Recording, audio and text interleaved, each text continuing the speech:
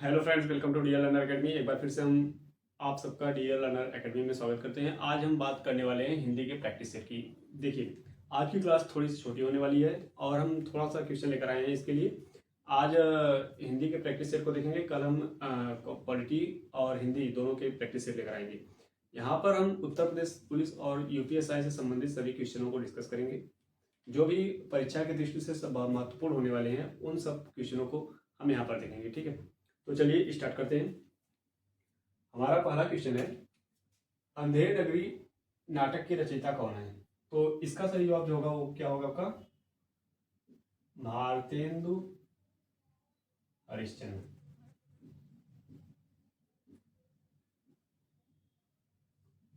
अंधेर नगरी नाटक के रचयिता कौन है? भारतेंदु हरिश्चंद्र। इनका एक प्रसिद्ध और नाटक कौन सा है? सत्य हरिश्चंद्र।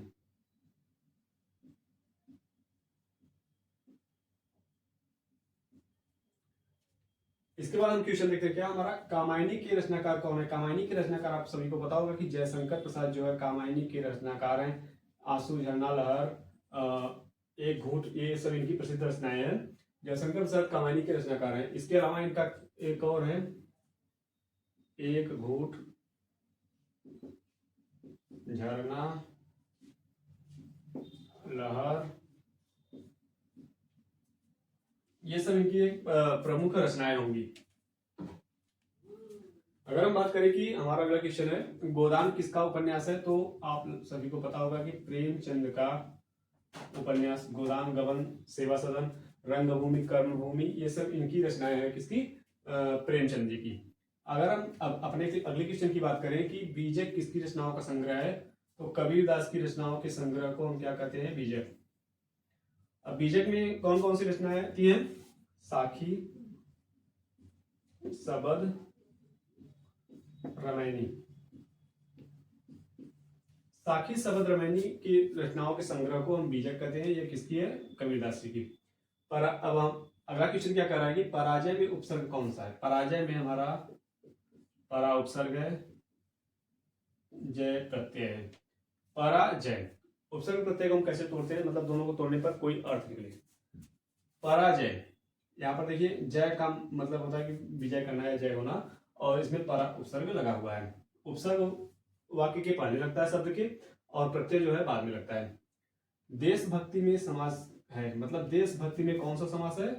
तो देशभक्ति में आपका हो जाएगा तत्पुरुष समास।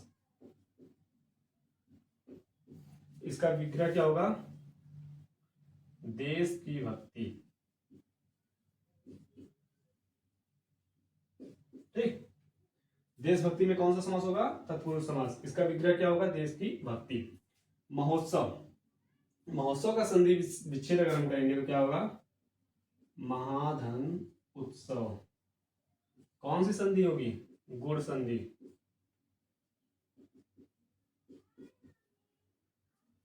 जब अ या आ के बाद उ मिलता है तो ओ हो जाता है, यहां पर गुण संधि होगी। ठीक है, महोत्सव का संधि विच्छेद क्या होगा? महाधन उत्सव। यह कौन सी संधि होगी? गुण संधि। अब बात करते हैं हम अपने अगले क्वेश्चन की। पुस्तक पढ़ी जाती है में वाच्य कौन सा है? वाच्य तीन प्रकार के होते हैं, कर्मवाच्य, कर्तृवाच्य और भाववाच्य। कर्मवाच्य में क्या होता है? जो मतलब प्रभाव जो है कर्म पर पड़ता है। यहाँ पर पुस्तक जो है आपकी क्या होगी? कर्म होगी। और ये जो वाक्य कहा जा रहा है वो किसके लिए कहा जा रहा है? पुस्तक के लिए। तो यहाँ पर क्या होगा? कर्मवाच्य। कर्तृवाच्य में क्या होता है? प्रभाव जो है आपका कर्ता पर पड़ता है। तो वहां पर जहां पर भी जैसे राम जाता है, राम कर्ता हो गया, प्रभाव जाने का कार्य कौन कर रहा है? राम। तो वहां पर क्या होगा? कर्तृवाच्य होगा। और यहाँ पर देखिए आप, पुस्तक पढ़ी जाती है, पुस्तक पढ़ी जाती है में कर्मवाच्य होगा, क्योंकि यहाँ पर कर्ता नहीं है, कर्म है पुस्तक। अब हम अपने अगले क्वेश्चन की बात करें तो क्या कह रहा है कि वीर रस का अस्थायी भाव क्या होगा? वीर रस का अस्थायी भाव उत्साह है। अगर हम रस को डिस्कस करेंगे तो उसमें सभी का अस्थायी भाव देखेंगे। जैसे आपका हो गया वीर रस का, हो गया हास्य रस का, हास होता है, और टाइम डिस्कस करेंगे तो सभी रस को डिस्कस करेंगे।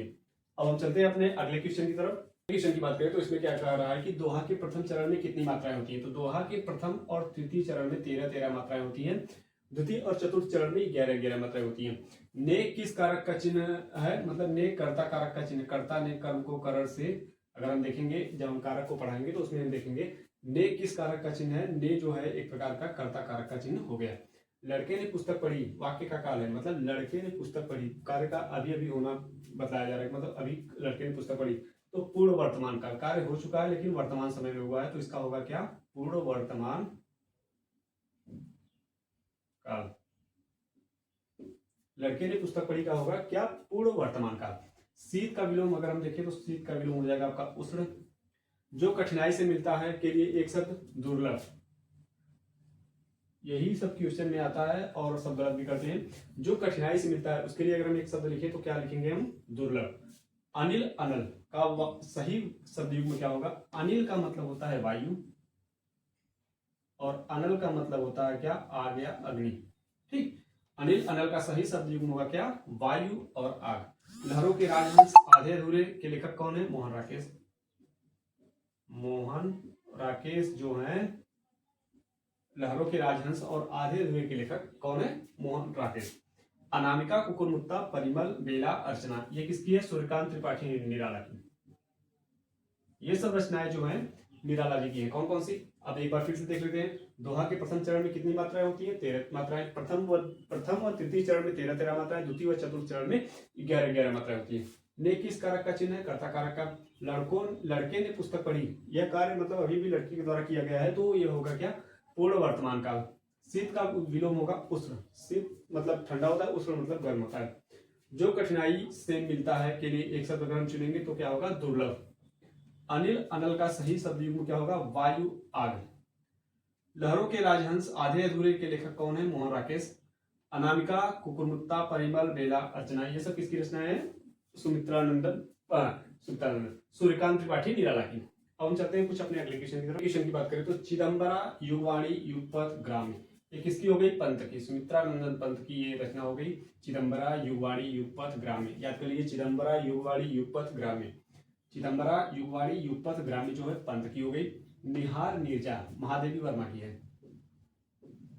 जो प्रमुख रचनाएं हैं हम उसी को केवल करा रहे हैं जो क्वेश्चन बनते हैं। निहार नीरजा महादेवी वर्मा की है। दादा कॉमरेड देशद्रोही यशपाल की है। सूखा पत्ता, वानर सेना, पराई, डाल की पंछी होगा अमरकांत का। बसंती, झरोखा, तमस, भीष्म सहानी। तमस से याद आ गया क्या, गर्मी मतलब भीष्म सहानी की हो गई आपकी बसंती, झरोखा और तमस। देखिए, चिदंबरा, युगवाणी, युगपथ, ग्राम्य पंत का हो गया, सुल्तान पंत की रचना है। निहार नीरजा जो है आपकी महादेवी वर्मा की है। दादा कॉमरेड देशद्रोही यशपाल की है। सूखा पत्ता, वानर सेना, पराई, डाल की पंछी, ये अमरकांत की हो गई। बसंती, झरोखा, तमस, ये भीष्म सहानी की हो गई।